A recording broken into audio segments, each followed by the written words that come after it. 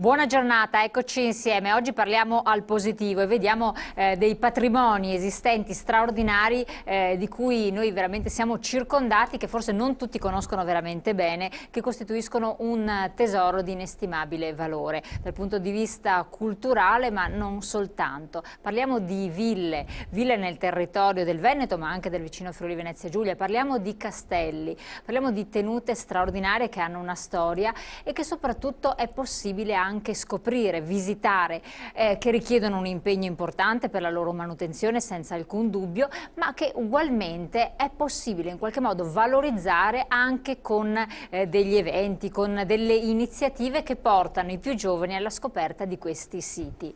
E la cosa importante è che effettivamente il nostro territorio non ha soltanto dei luoghi strategici, delle città d'arte molto interessanti e dei punti di interesse a tutti noti, ma ci sono queste dimore che hanno una struttura architettonica molto interessante, che sono testimonianza di un passato attorno alle quali si è svolta la vita, quindi sono anche testimonianze di vita, di famiglie anche molto importanti della storia del nostro paese, della nostra regione. Andiamo a scoprirle insieme. Si è appena conclusa una manifestazione molto importante. Protagonisti ovviamente di questa puntata saranno i nostri due ospiti, ve li presento subito. Ben arrivata a Giuliana Fontanella, Presidente Istituto Regionale Ville Venete. Buongiorno, grazie di essere qui con noi. E ben arrivato anche il Presidente Ville Venete Castelli, in questo caso Giulio Bellemo. Grazie anche a lei di essere qui con noi e ricordo ai nostri telespettatori che siamo in diretta, quindi se avete delle domande, se ci sono dei luoghi che in modo particolare vi interessano, per fare delle osservazioni, insomma è sempre importante anche la vostra testimonianza e il vostro apporto, quindi approfittatene sino alle 13:25. Poi ci saranno le varie repliche, ma non sarà possibile telefonare. Allora Presidente, vediamo un po' di capire questo evento che è durato ben più giorni, che cosa è valso e soprattutto che tipo di risultati ha portato. Beh, credo che abbiamo avuto veramente dei grandi risultati. Che cosa ci eravamo proposti soprattutto come Consiglio di amministrazione? Ci eravamo proprio proposti di lanciare una serie di messaggi, anche perché ricordo noi siamo all'inizio del nostro mandato, siamo stati nominati al completo alla fine di aprile, per cui sono pochi mesi che in effetti siamo in carica, per cui era importantissimo per noi cercare di cogliere alcune linee strategiche attorno alle quali l'Istituto può lavorare. Istituto che esiste però, per chi non lo conosce, da moltissimo tempo. L'Istituto nasce negli anni 50, precisamente nel 58-59, come un ente nazionale, poi passa alla Regione negli anni 70, dove diventa proprio Istituto regionale per le ville venete.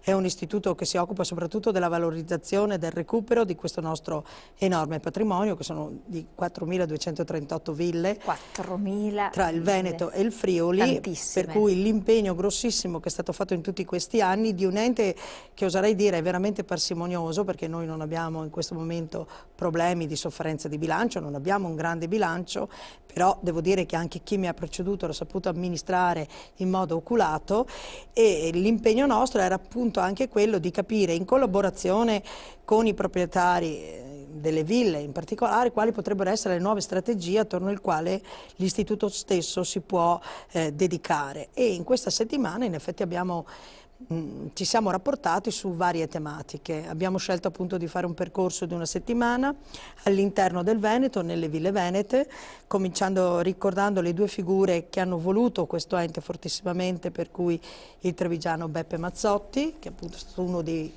precursori e colui che ha portato proprio all'attenzione della ribalta nazionale di questo evento, di questa nostra opportunità veneta, di cui oggi godiamo anche dal punto di vista architettonico. Poi abbiamo ricordato Silvio Negro, che è stato il primo presidente. Silvio Negro è un grandissimo giornalista, vaticanista, persona di grande cultura, che amava anche lui, era della nostra valle, della Valle del Chiampo, trasferito a Roma, e comunque non aveva mai dimenticato queste sue origini, questo suo appartenere al Veneto. Il mercoledì invece siamo stati in Friuli, e lì assieme a questa regione con la quale abbiamo iniziato una collaborazione molto assidua, perché il vicepresidente Gian Pizzanatta si occupa proprio dei rapporti con il Friuli stesso, abbiamo parlato dell'opportunità di poter sfruttare i parchi e i giardini attraverso lo sport. Un incontro molto proficuo con l'assessore De Anna, per cui direttamente con la regione, attorno e assieme a coloro noi vorremmo proprio avanzare anche questo nuovo percorso. Giovedì mattina abbiamo avuto avuto un incontro bellissimo con le scuole. Quindi i ragazzi, i giovani. 400 alunni a Piazzola sul Brenta, a Villa Contarini. Anche lì è stato un momento, credo, molto edificante sotto tutti i punti di vista, perché sono stati lanciati tutta una serie di messaggi. Innanzitutto il grande lavoro che è stato fatto negli anni scorsi con i proprietari delle ville per aprire le ville e dedicarle soprattutto al mondo della conoscenza, della scuola. Un altro messaggio è stato quello che l'ente stesso porterà avanti dei progetti mirati tra le scuole, il comune, per la valorizzazione del territorio dove si trovano appunto le ville, e sempre in quell'occasione lì l'assessore Finozzi ha lanciato il turismo scolastico, per cui una grande prospettiva anche da questo punto di vista. Il venerdì pomeriggio invece eravamo in Villa Stra a presentare il volume del Settecento, secondo tom, sugli affreschi, perché anche qui con la Fondazione Cigni c'è questo impegno importantissimo che è specifico poi dell'ente, che è quello non solo di salvaguardare il bene dal punto di vista strutturale, ma anche dal punto di vista di catalogazione e di quant'altro. Molti altri saranno gli impegni, da lì abbiamo il discorso dei parchi e giardini, della catalogazione, degli stucchi, anche dell'Ottocento, per cui quindi c'è lavoro ancora da fare, tra l'altro. Il sabato mattina invece è il convegno CLU, diciamo, il convegno interessante, dove sono stati lanciati dei messaggi importantissimi. Ecco, uno tra tutti vorrei ricordare sul discorso della volontà, stiamo lavorando, io auspico di lavorare veramente in collaborazione stretta con la Regione, per cui con l'assessore Zozzato e con gli altri, e soprattutto a favore dei proprietari delle ville per lo sportello unico.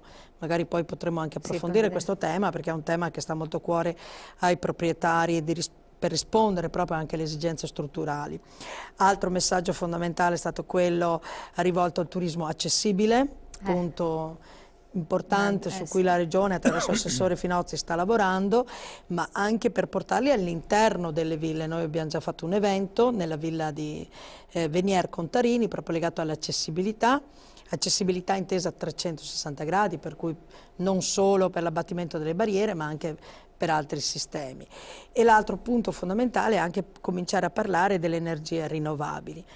Lì è stato lanciato una proposta, vediamo se avrà seguito, che è quella di poter portare avanti magari con la politica, con gli enti regionali, la possibilità di, come hanno già fatto ad esempio l'Inghilterra ed altri paesi nordici, per incentivare la cultura di tenere i biglietti e poterli poi scalare dalle tasse, soprattutto i biglietti di ingresso. Bellissima questa è una cosa molto discorso, interessante infatti. Per le famiglie. Sì, infatti. La domenica invece c'è stata la villa aperta per tutti con appunto il tema del turismo accessibile. Infatti, perché in modo che uno scopre una realtà, se ne appassiona, se ne innamora, poi riesce anche a ipotizzare, a budgetizzare questo piccolo investimento per investimento nella cultura. Presidente, la differenza, spieghiamo ai nostri telespettatori, perché lo so voi siete dal di dentro, per cui a volte conoscendo le realtà si dà per scontato tanto, tra l'istituto regionale, che poi forse è biregionale, Ville Venete, e invece Ville Venete e Castelli. La differenza è molto semplice, noi non siamo un ente pubblico, siamo un'associazione di privati, di proprietari di Ville Venete, che si sono messi insieme proprio per far squadra e far conoscere il più possibile questa incredibile realtà che neanche i veneti conoscono, o comunque conoscono molto poco. Noi ovviamente lavoriamo in stretta collaborazione con l'istituto, e tutta la settimana del Festival delle Ville Venete è stata da noi promossa nelle più ampie forme, abbiamo partecipato anche fisicamente. La nostra è un'associazione, è una delle associazioni storiche delle Ville Venete, ce ne sono due nel Veneto. Una è l'associazione che si chiama Ville Venete, che è prettamente culturale, e Ville Venete e Castelli, che è sempre un'associazione senza scopo di lucro, però che opera esclusivamente con vocazione turistica. Cioè noi siamo partiti molti anni fa proprio con l'idea che questo immenso, meraviglioso patrimonio che ci ha tramandato la Repubblica Serenissima è una cosa molto preziosa ma anche molto delicata, che ha bisogno di continui interventi, di restauro e ovviamente di spese non semplici. Per i proprietari a volte è un onere, e molti purtroppo, io so, a malincuore se ne sono dovuti liberare, hanno dovuto fare delle alienazioni di non poco conto. Nonostante l'ottimo lavoro fatto in in mezzo secolo dall'Istituto regionale che ha finanziato moltissimi restauri. Il patrimonio è talmente ampio, cioè parliamo di 4.000, quasi 300 ville, e ce ne sono parecchie, ci sono centinaia di ville che hanno bisogno di interventi anche urgenti, ci sono delle ville in stato di degrado che è un insulto per la loro bellezza, però purtroppo sono tante e gli interventi specifici di restauro per le ville costano molto, cioè costano 10 volte di più di qualsiasi intervento su un edificio normale, per cui realisticamente è impensabile che una regione o comunque contributi pubblici possano essere sufficienti per recuperare e mantenere nello splendore queste ville. Allora noi abbiamo proprio impostato il discorso sotto un'altra forma, cioè quello di dire aiutati che il centro aiuta. Esatto. Cioè, fai da te. Abbiamo detto che l'unico sistema per aiutare realisticamente i proprietari delle ville è quello di iniziare un'attività turistica, a nostra scelta, per far sì che le ville non siano solo il pozzo di San Patrizio dove periodicamente ci si butta soldi, ma che possano diventare fonte di reddito. E gli anni trascorsi su questa strada hanno dimostrato che la cosa è possibile. Alcune ville proprio hanno impostato in maniera così perfetta il lavoro turistico che fanno business vero e proprio, e comunque in ogni caso è un grosso aiuto per tutte. La conseguenza felice è stata che da quando abbiamo iniziato noi ad oggi il numero delle ville che si è aperte al turismo è decuplicato. Certo, cioè, è ovvio, è oggi, fisiologico. Sì, ci sono ville, cioè le ville venete oggi non sono più le sole ville fruite come visita museale, ma sono anche alberghi, ristoranti, centri congressuali, bed and breakfast, agriturismi, e poi comunque ci sono centinaia di ville che si mettono a disposizione per eventi culturali, cioè dal concerto nei parchi o nei saloni al spettacoli teatrali, danza, tutto. Insomma, porte aperte a queste strutture per renderle più fruibili. Sono porte aperte nel vero senso completo, proprio perché così la villa rimane viva e si mantiene più facilmente, perché la villa abbandonata decade molto più rapidamente, e in più dà tutto uno sviluppo al territorio che è notevole. Cioè, noi abbiamo fatto anni fa dei progetti regionali finanziati dalla regione di marketing territoriale che hanno dimostrato, ma concretamente, come la conversione di una villa veneta ad uso turistico dà per indotto la nascita di parecchie aziende. Cioè, in 3 anni e mezzo siamo riusciti a far nascere 63 nuove imprese collegate all'apertura e allo sviluppo di itinerari nelle ville venete. Assolutamente, questo è verissimo. Continuiamo ancora sull'argomento e naturalmente lo facciamo tra pochissimi minuti dopo la pubblicità. Ecco, la cosa secondo me è molto interessante anche da sottolineare, proprio per cercare di andare alla scoperta di cosa sta dietro le quinte di una bella villa che possiamo vedere lì, o di un castello, di un palazzo, quant'altro. Il fatto, Presidente, che sono abitate per lo più. C'è il piano nobile o il piano comunque residenziale, un piano o una parte che ancora per i residenti, per i proprietari in molti casi. E c'è stato uno sforzo, un qualche cosa di molto importante che ha sottolineato, ha fatto capire il Presidente, che se non sbaglio lei è anche proprietario, no? Di una residenza. No. Io, la nostra sede è in una villa veneta. Comunque gestisce, esatto, una villa veneta. Qual è? Ma io credo che in questo momento noi dobbiamo veramente fare una grande riflessione sul patrimonio, come dicevo prima, consistente, e considerare che l'80% di questo immenso patrimonio, unico a livello mondiale, è in mano ai privati.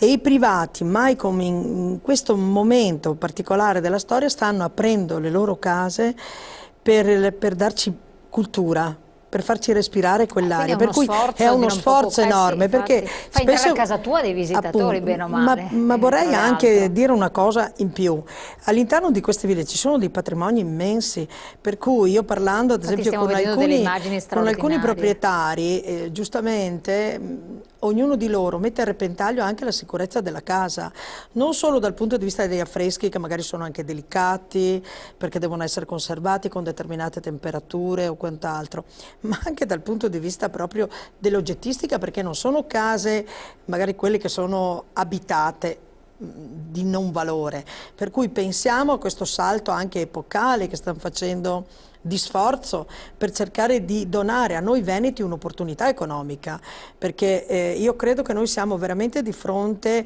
a quello che può essere una chiave di volta che in effetti la Regione ha colto e sta lavorando molto, devo dire, in questi anni e soprattutto in questo momento con l'Istituto e con le associazioni dei privati, perché l'Istituto non potrebbe lavorare se non avesse i proprietari delle ville, delle dimore storiche, dei castelli, cioè non avrebbe significato, che è quello di incentivare una rete turistica economica a fronte di un momento di crisi. Prima veniva ricordato dal Presidente Bellemo l'opportunità che l'apertura di un circuito dà e genera dal punto di vista di impresa. Pensiamo quanti dei nostri ragazzi stanno affrontando ad esempio tutto il mondo dei beni culturali, c'è questa forte sensibilità anche attraverso la conoscenza del territorio, del turismo fatto in un certo modo, per cui unire questo concetto con le opportunità sul territorio vuol dire pensare ad una nuova forma economica. Ma infatti che quando può diceva entrare che sono interventi fortissima, no? Assolutamente. Spesso e volentieri vengono dati dei dati, 60 milioni di presenze nel Veneto, io oso dire che quello che passa all'interno delle ville è all'intorno dai 7 a 8 milioni, se pensiamo che 4 milioni sono le presenze delle ville all'interno delle strutture alberghiere. In una domenica una villa che centra un tema, non so, penso al florivivaismo, penso all'apertura, arriva a fare numeri da 7-8 mila presenze.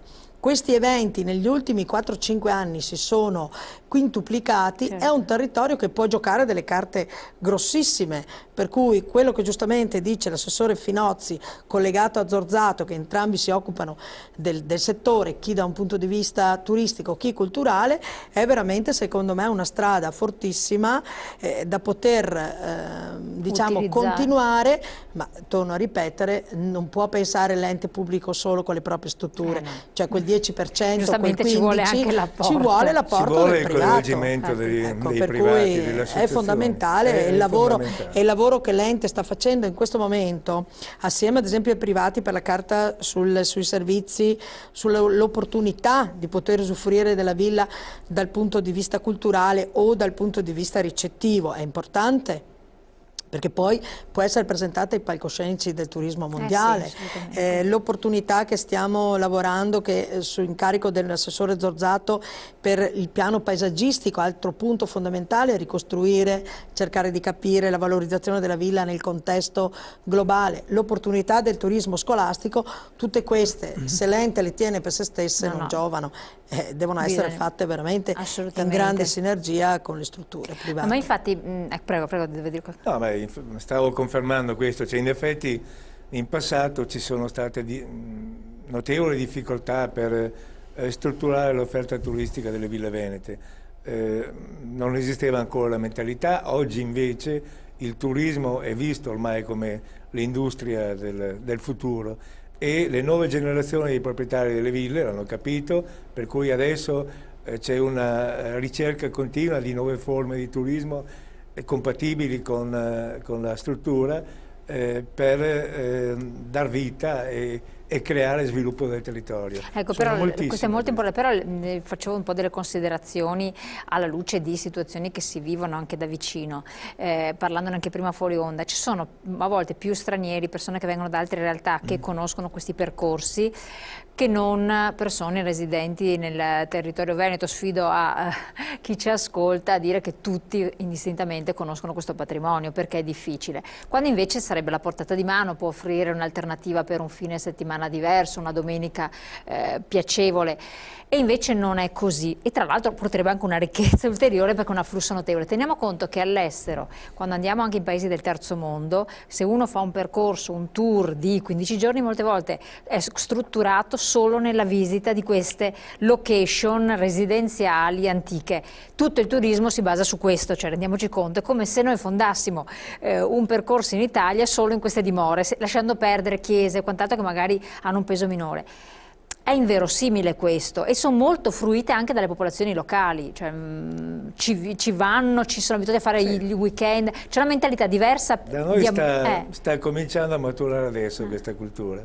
In effetti nelle ville la presenza è, direi, molto molto importante quella straniera, cioè in alcune zone il 90% è esclusivamente straniera. Ci sono i connazionali manco... Poco. Devo dire che le cose stanno cambiando grazie appunto alle manifestazioni che si stanno svolgendo sempre più numerose nelle ville, che coinvolgono il territorio. Cioè ormai moltissime amministrazioni comunali sfruttano tra virgolette diciamo, le ville venete per fare gli eventi, e così la popolazione locale o di regioni limitrofe scopre la villa veneta, allora viene la curiosità di andare a vedere un'altra ancora, ma fino a pochi anni fa proprio erano oggetti misteriosi e sconosciuti da parte della popolazione veneta. Fra l'altro non è mai stata poi fatta un'indagine seria a livello turistico. Noi ne abbiamo fatta una come Associazione Ville Venete e Castelli insieme con la Ca' Foscari, con il CISET, che è l'unica indagine fatta sulle ville venete. Abbiamo sondato proprio il numero delle presenze e la tipologia, la provenienza, per cui sono venuti fuori dei numeri molto interessanti. Un altro fattore invece che non è stato possibile proprio misurare scientificamente è il numero delle presenze alberghiere nelle ville venete. Perché? Perché le ville venete, che sono alberghi, non sono considerate come ville venete ma come albergo, e il conteggio delle presenze viene scritturato nelle varie zone, i consorzi di cui fanno parte, per cui nella provincia di Padova quei 3 milioni e 8 di presenze, dentro ci sono tante, non sappiamo quante, ma in Villa Veneta. Ecco, dovremmo fare una cosa più accurata per avere poi proiezioni più attendibili. Poi c'è un'altra cosa che secondo me deve essere giocata come carta, è l'unicità di ogni realtà. Sì, sono particolari. Cioè sono particolari. Non sono dei cloni uno dell'altro. Non c'è nulla che è simile, perché ad esempio una villa al giardino, un'altra alle Barchesse, un'altra agli interni, un'altra altri accessori. Cioè, e questo, le stesse camere delle ville albergo sono uguali, tutte diverse. Sono tutte diverse. Io questa mattina appunto ero nella sede che verrà destinata all'istituto in terraferma che è a Mira, ed ero con delle persone che volevano appunto visitarla. Loro si occupano di architettura e avevano la necessità di vedere all'interno, e appunto restavano meravigliati dallo sviluppo all'interno, dalla considerazione. C'è la parte abitata, la parte delle barchesse, la parte affrescata, il parco bosco, cioè tutto questo insieme che diventa veramente, che lega un territorio ad una cosa unica, un'esperienza unica, perché in effetti i proprietari erano diversi, per cui come un po' noi ci costruiamo la casa, no? Al nostro interno, un po' la nostra immagine personalizzata, anche lì però è un patrimonio veramente unico. Ecco, per far capire di che ville stiamo parlando, di che periodo, così anche facciamo un po' di informazione culturale. Dal 500 fino al 700, diciamo il momento proprio d'oro della Repubblica Veneta. Quando Venezia si sposta da Venezia, fa tutta l'azione di bonifica nel territorio, no? È stato proprio nel convegno di sabato, è stato splendidamente esposto dal professor Antonio Foscari, di questa strategia che ebbe la Repubblica Veneta nel saper gestire le acque all'interno del Veneto e di rendere i terreni fertili, perché dobbiamo considerare, io lo dico sempre, che queste ville sono le prime aziende in effetti, che sono nate delle aziende agricole che avevano cura del terreno.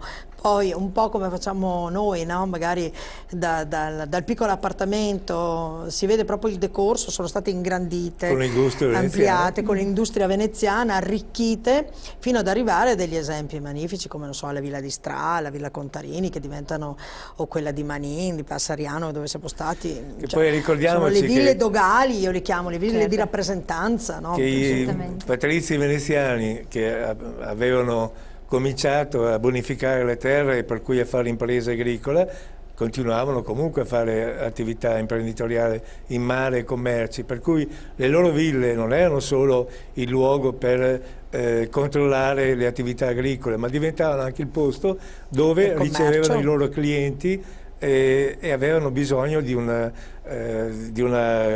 abitabilità di lusso per dare anche un'immagine. Ma in effetti, no, se si pensa al grande patrimonio, la presenza di una villa veneta c'è in quasi tutti i paesi, fatta eccezione in alcuni che ne abbiamo più di una, per cui anche questo è un segnale. Il 91% dei comuni ha almeno una, alcuni ne hanno decine. Però anche questo è un fenomeno da... Il comune di Mirano, per dire che non è una grande città, ha 36 ville venete. 36 in un comune. Ecco, per esempio, parliamo della Riviera del Brenta, che è nota e conosciuta, ma perché è stata, diciamo così, oggetto di un marketing anche abbastanza spinto, perché per molto tempo era un po' disdegnata. Ci è arrivata anche una volta una mail che chiedeva, quindi si parla spesso della Riviera del Brenta, ma ci sono ville aperte, visitabili, al di là della nota Villa di Villa Pisani, o sono un paio di quelle conosciute? Credo siano una ventina le ville. Una ventina addirittura. Aperte, sì. Alcuni sono alberghi veri e propri, altri sono visite museali con musei dell'agricoltura, della scarpa, quella famosa, esatto, la villa di Stra, musei etnografici, ma sono parecchi ville aperte, ristoranti e alberghi poi. Con questa, tra l'altro, con la carta di servizi che è questo progetto che appunto vede la collaborazione dell'istituto, della regione e dei proprietari delle ville attraverso un coordinamento che ingloba l'associazione proprietari delle ville, dimore storiche Castelli e Ville Castelli. In effetti si vuole dare un'ulteriore spinta anche di organizzazione, di conoscenza delle aperture e di quant'altro per poterlo poi gestire. Devo dire che, come lo dicevo all'inizio, c'è un grande dinamismo. Il lunedì, quando abbiamo iniziato il Festival delle Ville, la zona di Castelfranco, ad esempio, si sta attrezzando per portare avanti la rete delle ville del Giorgione. Nella zona di Vicenza c'è il circuito palladiano. Poi ci sono stati i festeggiamenti del Palladio che hanno anche valorizzato. Ci sono tutte queste realtà che chiaramente adesso devono ancor più essere messe in rete. Poi sappiamo che comunque il momento in cui vengono visitate è dalla primavera fino al tardo autunno, perché chiaramente durante l'inverno, fatta eccezione di quelle importanti, diventa anche difficile la visita all'interno di queste ville, diciamo. Certo. Sta aumentando comunque anche il periodo. Sì, sta aumentando moltissimo il periodo di fruibilità, ma anche il periodo di conoscenza. Ecco, questo è importante. Ecco, questo è importante. Le ville in effetti hanno una stagionalità che è molto ampia, per cui è molto interessante per lo sviluppo turistico del Veneto ampliare. Ecco, perché d'inverno no? Per una questione anche di riscaldamento delle strutture? Direi che è solo quello, perché le ville hanno degli ampi spazi e costa, per cui ci sono alcune ville che hanno già gli impianti di riscaldamento, naturalmente adatti per non provocare danni agli affreschi, eccetera, ma che mettono in funzione solo quando c'è un gruppo che permette la spesa, altrimenti assolutamente diventa troppo oneroso. Diventa troppo oneroso. Sì. Un attimo pubblicità, pochi minuti e ritorniamo. Allora, un patrimonio straordinario, tra l'altro che viene anche mantenuto con non pochi sacrifici, per carità, però si riesce a mantenere tantissime ville. Qual è il passo che bisogna fare, il salto successivo? Credo che innanzitutto in questo momento ci sia necessità di coordinamento tra le varie azioni che stanno nascendo. Gran parte sono già partite, ma se noi vogliamo veramente dare un'immagine di un prodotto di qualità all'estero, se fino adesso l'ente Ville Venete si è occupato del restauro e della valorizzazione di questo patrimonio, e questo è lo specifico motivazione, ciò non toglie che la regione, avvalendosi proprio dell'istituto, possa fare un passo ulteriore proprio con i privati per cercare di capire quali possono essere le strategie. Ne citavo alcune prima, il discorso del piano paesaggistico, il discorso del turismo scolastico, che è fondamentale, l'opportunità anche di mettere in rete tutta una serie di situazioni, cioè bisogna stare attenti, perché si ha anche l'impressione che è positivo sotto certi aspetti, la mia non vuole essere una critica, no? Ma questo dinamismo di scoperta, ripeto, della Villa Veneta, no? Che magari le province hanno, pensiamo appunto a tutta la serie di percorsi che stanno nascendo, anche all'opportunità stessa di presentare dei prodotti all'interno della ville, perché le ville ultimamente sono degli incubatori eccezionali per presentare i nostri prodotti enogastronomici, di cui noi siamo l'eccellenza, pensiamo ai vini, al formaggio. Anche lì bisogna stare attenti e fare una rete di coordinamento, perché altrimenti si corre il rischio di riproporre le stesse azioni, magari che non hanno una progettualità di resa poi. E allora l'ente potrebbe, ripeto, con molta modestia essere a fianco della Regione per tutta questa serie di iniziative, fare da ponte in rapporto con i privati, senza però mai dimenticarsi che la sua specificità è quella di valorizzare il bene. Cioè, io oserei dire, proviamo a fare un passo oltre, valorizziamo il bene facendolo vivere, che è il primo progetto con cui siamo partiti come consiglio d'amministrazione, cioè la villa è bella restaurarla, ma poi deve tornare ad essere visitabile, ad essere vissuta, vuoi attraverso eventi, vuoi attraverso alberghi, vuoi attraverso altre situazioni, vuoi perché ci vuole abitare, perché qualcuno la ama, ma la villa è bellezza. Per cui questa bellezza bisogna poi trasformarla anche in opportunità. Assolutamente, Presidente. Infatti cioè, il problema principale è quello che stava dicendo, quello della rete. È assolutamente indispensabile e bisogna far presto nel creare la rete, perché altrimenti si disperdono energie ed è assurdo. Cioè, dicevamo prima, 91% dei comuni ha almeno una villa e purtroppo si assiste a una promozione che fa ogni singolo comune, ogni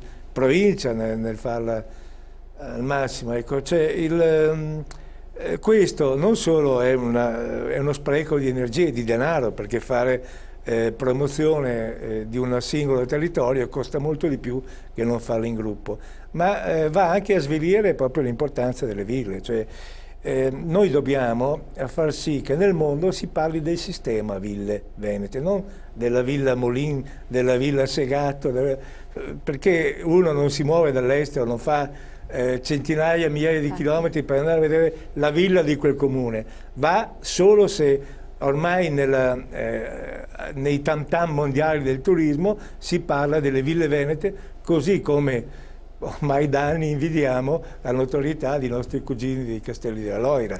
Tutti al mondo conoscono i Castelli della Loira, che valgono un pezzo del nostro patrimonio, me lo dico.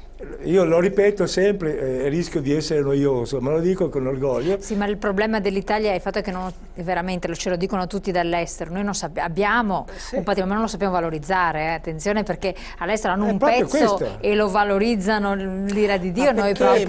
Ma c'è una spiegazione. Noi veneti abbiamo dimostrato, quando vogliamo, di saper fare le cose, siamo stati una realtà a livello produttivo, a livello mondiale, diciamo. Ma nel turismo non siamo mai riusciti a far squadra, ci siamo sempre promossi con le terme, le montagne, le spiagge eccetera, non si riesce a far squadra, è assurdo. Ma io do una spiegazione logica a questo, avendo fatto che l'esperienza come Presidente della Commissione delle Attività Produttive, no? Io credo che il Veneto si stia accorgendo adesso di avere questo patrimonio, perché fino a ieri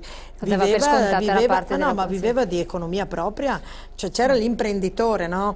C'è stato questo passo epocale in cui si è dato grande impulso all'impresa e non mi serviva utilizzare, c'era la montagna, c'era il mare, c'era il lago, ma queste erano realtà consolidate da sempre. Adesso invece comincia ad esserci crisi e io mi guardo attorno, come noi vediamo che le nostre colline sono ritornate meravigliose con la cultura della vite o dell'ortofrutta. L'altro passo successivo è dire: ma guarda che stupenda che è quella villa inserita in quel contesto. Ecco, c'è un passo culturale, quindi un fattore culturale e di coscienza. Pensi che ce ne sono 51 ville venete che sono sedi di importanti aziende vinicole che fanno degli ottimi vini. Per cui già con queste noi riusciremo a costruire un itinerario, una visibilità a livello mondiale da far impallidire qualsiasi altra concorrenza Bisogna quindi mondiale. impegnarsi in modo serio, perfetto. Siamo arrivati al termine, io vi ringrazio di aver partecipato e insomma un'alternativa c'è anche per i fine settimana magari ancora di autunno che possono essere così a volte bigi e poco allettanti, invece no, andare a visitare le ville sperando che comunque anche i prezzi di accesso siano accessibili per il nostro pubblico, che comunque magari se è una famiglia ha da fare anche due conti, ma in ogni caso è un patrimonio culturale che deve essere scoperto e valorizzato. Noi ci rivediamo questa sera dalle 21 alle 23, ultimatum all'Italia, titolo della diretta televisiva di Politica, con politici ma anche presidente degli industriali di Venezia. Parleremo di questa situazione molto molto grave, siamo arrivati proprio agli sgoccioli, mercoledì scade questo ultimatum. Che cosa farà, cosa potrebbe fare, quali sono le alternative per il governo, che cosa si prospetta per il nostro paese, per la nostra economia. Naturalmente telefoni aperti, quindi potete chiamare e naturalmente mandare come sempre i vostri messaggi, quindi intervenire dialetticamente alla nostra trasmissione. Io vi aspetto questa sera. Grazie e buon proseguimento. Grazie. Grazie.